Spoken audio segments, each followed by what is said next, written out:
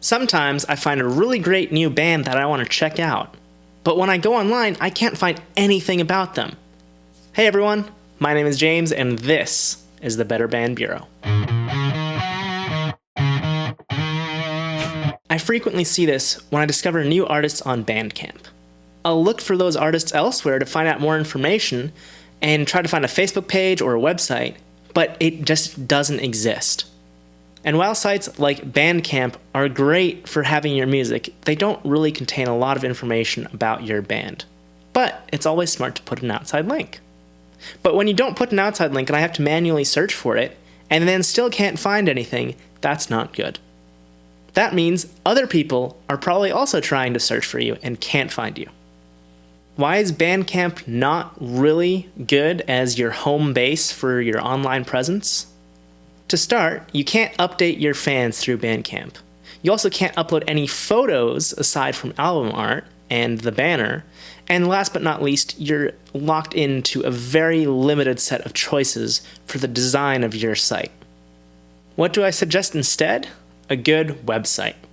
Wix is a popular option for lots of people because it's very easy, but it is a little pricey and you don't have as many choices as you might have with a different provider. However, if you've never built a website before, by all means, please go with Wix. It's probably one of the easiest things out there to do. And the other option that I'm going to discuss momentarily is really only for people who can already somewhat build a website. That other option is WordPress. It has a lot more flexibility, but there are a lot more decisions that go into the back end of running a WordPress website. Now, I should mention, I'm not talking about WordPress.com. I don't believe that they have a good product, and I would never recommend them because they're basically like Wix running WordPress. So you're locked in with more difficult choices. At that rate, you might as well go with Wix.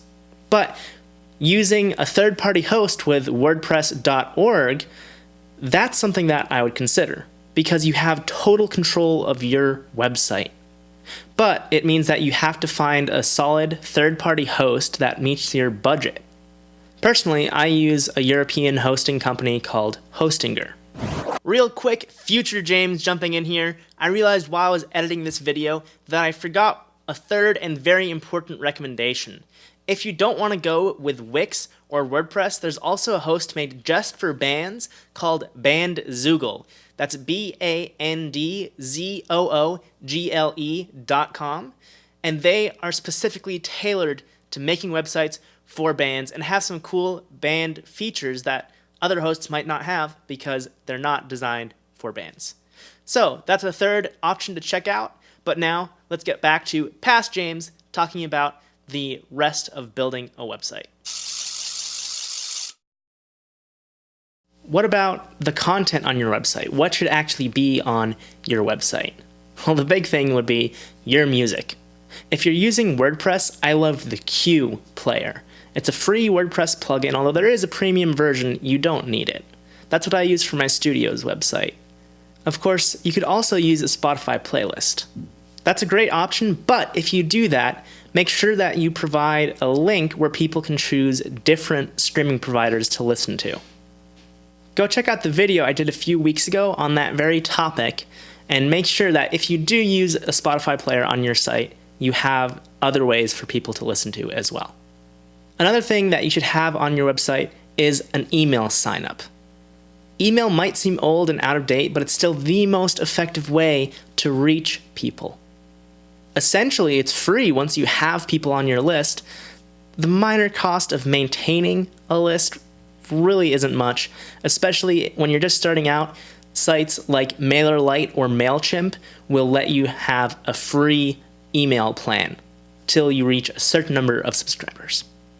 One thing that you can do to help get people onto your mailing list is have what's called a lead magnet. In the case of a band, some things that would work really well for that include a percentage discount on your merch store, or just a free song that's exclusive to the mailing list, such as a B-side, and say, hey, we've never given this song to anyone else, but we're going to give it to you just for signing up for our mailing list. There's still a handful more things for your website, one of them being a tour dates page. You should always have your tour dates up to date on your website. One really easy way to do this is to use a third-party app like Bands in Town that syncs your tour dates to all of your sites, whether it's your website, your Facebook, whatever. Next up is a way for people to contact you. This could be a contact form on your site, or it could just be your email. Now, if you do post your email, I recommend putting different emails for different things, but of course, only if you have different people handling those tasks. So for example, if one of the members of your band handles booking and somebody else handles general management or press, have those split up so people can contact the right person directly rather than going through a gatekeeper. That being said, honestly, it's probably best to do a contact form because then you can filter out spam requests and things like that. You should also have an online merch store. You can either host it on your own site using the store that Wix sells to their users, or something like Shopify or WooCommerce on WordPress, or you could have a third-party provider who prints, ships, and sells the items for you. It costs a little more to do that, but it is low maintenance, and once you have the designs uploaded, it's pretty much good to go. The last item that you should have on your website from a design point of view is a press page with a one-sheet.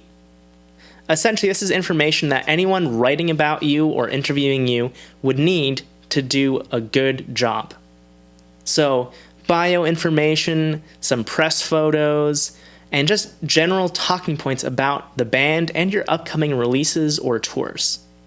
A one-sheet should be all of this condensed down into one page of key elements. So things like who you've toured with, who helped you make the album, when you're going to release the album, similar bands that if people enjoy those bands, they should check you out, things like that. There's just one more thing I want to touch on in this video, and that's technology. There are two very important tools that should be on any website you make. The first of which is a Facebook pixel. Essentially, a Facebook pixel allows you to show advertisements on Facebook or Instagram to people who've already interacted with you or visited your website. This is one of the cheapest and most cost-effective methods of advertising online, and you definitely should not overlook it. And if you're worried about privacy concerns, there really aren't any, because you don't get the data for who visited your website. It's very much a one-way thing. You can show ads to those people, but that doesn't mean that you know who those people are. The second tool that you need on your website is very easy. It's Google Analytics. That essentially just shows you what is going on your website. Where are people visiting from? What time are they visiting? What pages do they go to? All kinds of details like that. And once again, you wouldn't get any information that you could actually tie to a specific person, so there's not a huge privacy concern. Google Analytics is by far a standard, and most of the websites operating on the web today have it installed, and I really can't say enough how important it is for you to understand how visitors use your website so you can improve your site.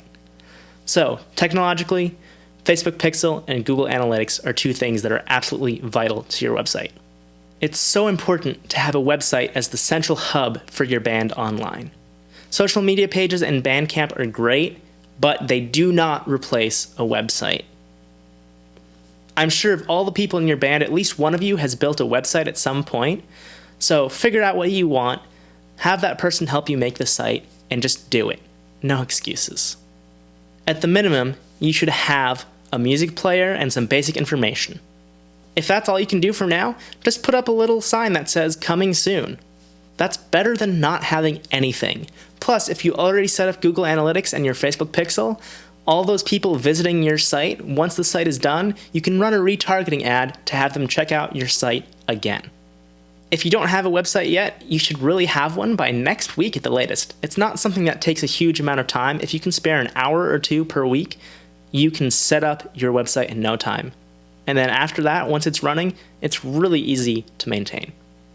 Or if you do have a website, but you think it needs some work, set aside some time on your calendar to make those updates so you can have a fast, efficient, and appealing website to visit.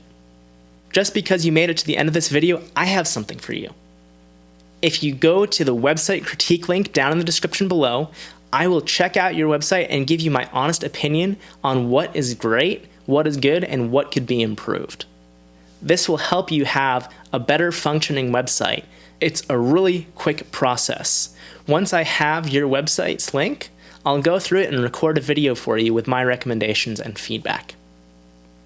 So again, if you want to get a free website critique, go down to the description and click the link for the free website critique. Thanks so much for watching, everyone. I hope you all have an awesome week. And as always, I'll see you next Sunday. Keep rocking.